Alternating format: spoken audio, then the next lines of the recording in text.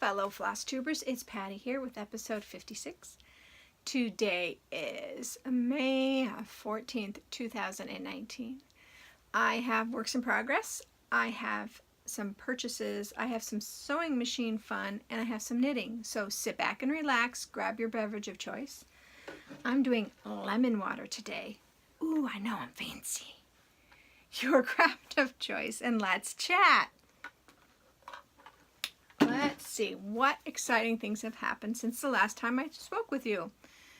First off, the contractor contacted us again, and my husband and I, even though we really kind of wanted to do it ourselves to save some money, I and him believe that it would have taken him at least 6 months to do the same work that this gentleman can come in and do in 2 weeks. So right now the contractor is going back and forth between two jobs, and he squeezes us in when he can. So this last week they did finish the demoing, which was tearing out the tub, tearing down part of the ceiling to replace, moving a light from one end of the room to the middle of the room, and I think I said tearing out the tub. Yeah, I did. That was the first thing. And then he's put the new framing in. So there's the one wall that the tub was on. We had some water damage that we didn't realize it was bad as what it was. So that whole wall came down. So he's framed out that wall. There was a closet in that bathroom that we decided to pull out of there. So we had that closet completely pulled out, and the room was changed because of it. So that wall is the same wall. So and there's only one wall that we have to do. So that framing for that wall is done. So when he comes back, he will have to finish the floor. So tearing out the flooring, putting new flooring in, putting the tub in, and sheetrocking and painting, and the electrical that's only moving the light, like I said, and rewiring two lights. So then he will be done. But it's waiting for him to put the tub back in, because we were having some issues with doing laundry and the pipes not being able to handle the flow of water coming through it. We snaked out the line, so we're hoping that snaking out the line that will fix that problem, but if not, we need the tub back in to catch the overflow. So that's where we're at with that. Mother's Day was last Sunday. If you celebrated Mother's Day, I hope that you had a wonderful Mother's Day. I did. On Thursday, we went over to see my grandmother, my mother and I, and we took her chocolates and a card, and she was very, very happy. On Sunday, I had a party here with my mother-in-law and my father-in-law, and my sons and Mason came. Mason's mom showed up a little bit later on because she works until 6:30 at night, so she came after. And then Robbie's sister came as well. I usually don't say his name, but oh well. Hubby's sister came with her husband and her son and her grandson. So it was a lot of fun. And we had hamburgers and hot dogs because that's what I wanted. I got what I wanted, which is always fun. But other than that, that's all that's been going on. Yeah. So, shall we get on with the stitching? I think so.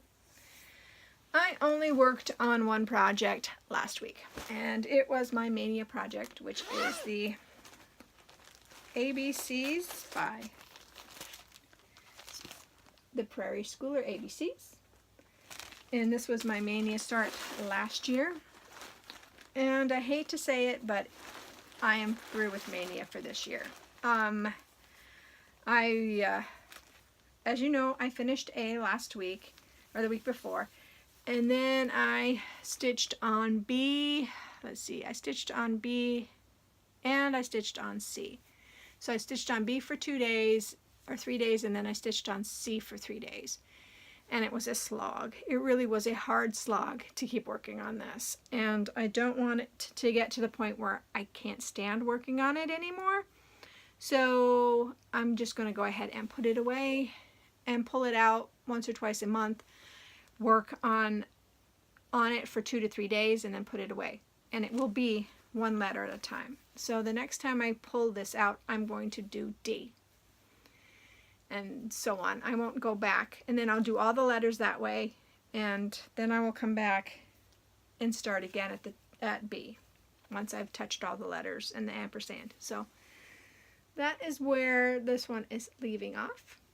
This is on 28 count. Let's see, 28 count natural, I believe. Zweigart Lugana wheat. Sorry. So that's what that is. And I'm using all of the DMC called for colors. But this thing is going to be huge when it's done. I have no idea what I'm going to do with it. I should have done it on a 32, 36, or even a 40 count. Would have been a much better idea. But you live and you learn, right? I think so. So that was all that I stitched on.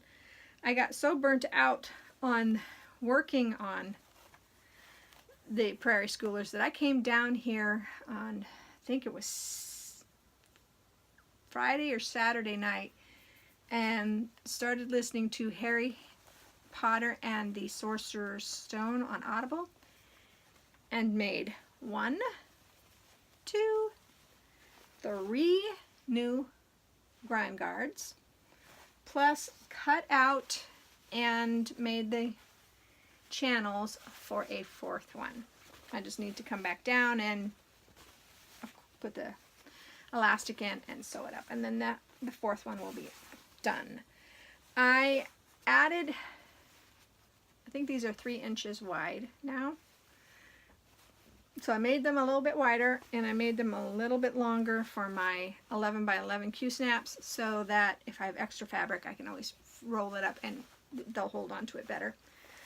So that's what I did for stitching. And that was my boiler that just kicked on, so I hope it's not too loud because I am down in the basement, of course. And then I did some shopping. Yes, I have totally blown my Stitch from Stash budget, and I'm not going to worry about it anymore. I'm just not. Sorry, I forgot something, and it's right here. Come here, you. So, I picked up from the Little Stitcher, Arsenic and Old Lace. And there's something wrong with my printer, and my printer is actually brand new. So I have no idea why it's giving me these lines, but it is. And I really like it. This calls for, what does this call for? It calls for Zweigart 32 count, but I think I'm going to use the Charles Craft Monaco 28 count, and I am going to pull from my Color and Cotton when I go to start this. So that's for next year, and it's got fabric already. And then I ordered another pattern, which I hadn't talked about because I had already ordered it when I got the order from last time. But I saw this on one of the de-stashing groups on Facebook, and it is Ashley's Roses. I paid way too much for it. Hopefully Honey won't see this, but I don't know, I've always liked her, so I think I'm very happy to have found her. And I believe that I am going to put her on this purple color, that because I am frogging Silver Moon Tea off of this, and I'm going to put Ashley's Roses on it. I think she will look really cool on this. So this is a 32 count, some type of purple color. I don't know what it's called at this point right now, and I don't have my little book that tells me. So that was another purchase. And then I picked up one more, but this one was from 123 Stitch, and I've wanted her for a long time. And this is the Feather Fairy. What number is she? She is number 83. And I also picked up the beads and the Kranich. So she has these two. And I did pick up this Stormy 32 count Stormy Sea Linen. And it's painted on, so the one side has got that, the other side's just white, but I picked this up. And I'm thinking I might switch this out and do her, I might do her on this Storm Lugana, because she might, these ends of her wings might get lost in it, or I might just take her wings out. She might look nice without the wings, and then she could go on this Stormy really well. So I'm not sure yet if that is what I'm going to do, but those are, of course, next year, unless I can't do the no new starts. We'll have to see. I am kidding, kind of wanting to start something new, but I'm not sure yet. So let me put her back in the bag with the Krennic so I know what the Krennic goes with. So that was all the purchases I've made, and I don't have anything else outstanding. It's all here, and I am kind of done buying stuff for right now because my room is getting really full of stuff and I need to stop. So knitting, I did some knitting last week. I worked on my online New York colorway socks. These are knit on a size 1, 2.25 millimeter. And I started with the ribbing all the way around, so I finished the inch that I needed to knit after doing the heel. And I think I'm going to knit maybe a ½ an inch more, and then I will start the very top. In my very top, I like to do 1x1 ribbing so it'll hold better on my leg, and I will do that for like 10 or 15 rows and bind off, and then start the next sock. So exciting. I'm really hoping to at least I'm hoping to have this finished by next week. I'm not sure because it's already Tuesday and I have knit night tomorrow night, so I might be able to get that done, but we'll wait and see. But the other exciting thing is I pulled out the autumn tam hat again.